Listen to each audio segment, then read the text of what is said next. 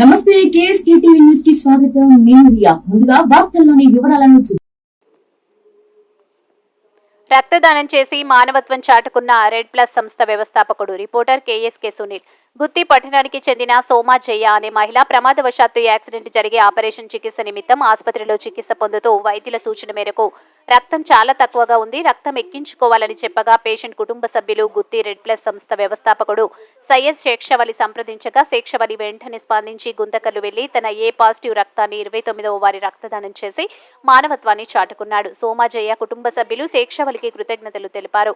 సయ్యద్ శేక్షవలి మాట్లాడుతూ 18 సంవత్సరాల నుంచి 60 సంవత్సరాల లోపు వయసు గల ఆరోగ్యంగా ఉన్న యువతీ యువకులు స్వచ్ఛందంగా 3 నెలలకు ఒకసారి రక్తం ఇవ్వొచ్చని తెలిపారు. రక్తదానం చేయడం వల్ల ఒక నిండు ప్రాణాన్ని కాపాడడమే కాకుండా మన శరీరంలో ఉన్న పాత రక్తం వెళ్లిపోయి కొత్త రక్తం రావడం వల్ల శరీరంలో బ్లడ్ సర్క్యులేషన్ బాగా జరిగి మనిషి ఆరోగ్యంగా ఉంటాడని తెలిపారు.